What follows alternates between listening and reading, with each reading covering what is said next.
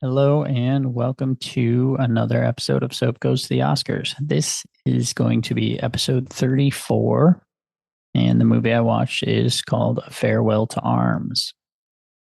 We're still in the sixth ceremony year, which included 1932 and 33 movies. This one was from 1932, and it's the eighth movie I watched from this group. I got two more left after this. A little bit of Wikipedia of it all. This is a 1932 movie. As I said, it's pre-code. It's a romance drama film directed by Frank Borzaghi. I don't know. Starring Helen Hayes, Gary Cooper. This is my first Gary Cooper joint, and Adolphe Menjou, based on the 1929 semi-autobiographical novel A Farewell to Arms by Ernest Hemingway.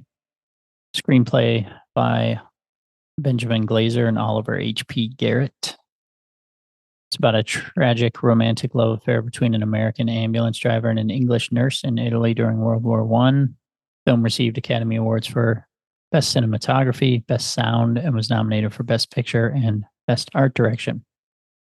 In 1960, the film entered the public domain in the United States because the last claimant, United Artists, did not renew its copyright registration in the 28th year after publication. However, the novel that the book is based on is under copyright until 2025, thus restricting reuse of the film until then. So, 2026, expect an updated Farewell to Arms. So, as I said, directed by Frank Borzaghi, I don't know how to say that. Based on Farewell to Arms, blah, blah, blah. Produced by Edward A. Blatt and Benjamin Glazer. Cinematography by Charles Lang.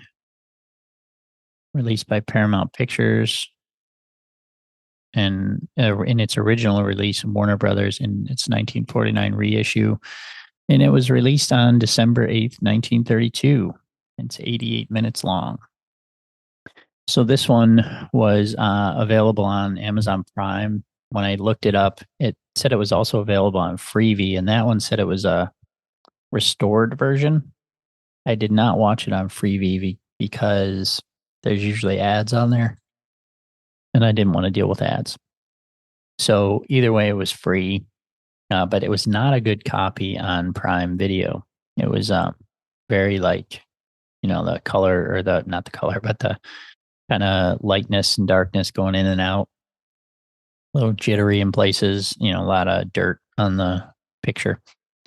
But it was fine. Sound also was bad. It was talking scenes, super quiet. And then anytime that was just like music or explosions and stuff, it was like flash you out of your chair, Marty McFly style. At the beginning of this, I chuckled a little bit. I'm into special effects, meaning, miniatures, CGI, puppets, all the stuff, in movies that, whether it's visual effects or physical effects, doesn't matter. I'm into all that stuff. So when this movie started, it was like kind of panned over a sort of a field, and then a close up of a body. It's obviously World War I. And as it passed over the body, you could see sort of what was supposed to be in the distance. You could see ambulances driving up a hill, and they were very clearly miniature ambulances, which I don't know when they started using miniatures in movies, but for all that, they were pretty good, but they were also very obviously miniatures. So it made me chuckle a little bit, but it was still cool that they had that. And they would cut that in between, like the miniature trucks going up the steep hill, and then cut it with close-ups of the driver and passenger, like in the front seat, bumping around. So, it worked. And I'm sure back then it was like, whoa, look at that.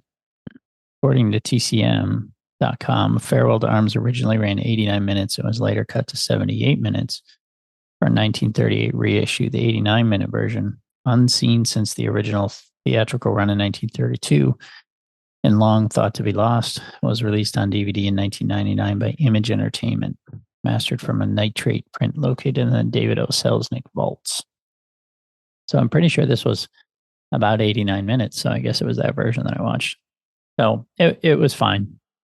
As I've been going through this round of movies, I have said that, I really liked, I guess the first six that I watched, I really liked. And then I watched 42nd Street last time. It was fine, but I didn't love it. And I would say the same about this one. It was okay. It was a little boring, but I put that maybe more on me than on the movie itself. I just wasn't, I don't know, again, like 42nd Street, it didn't grab me. So I won't go too much into it.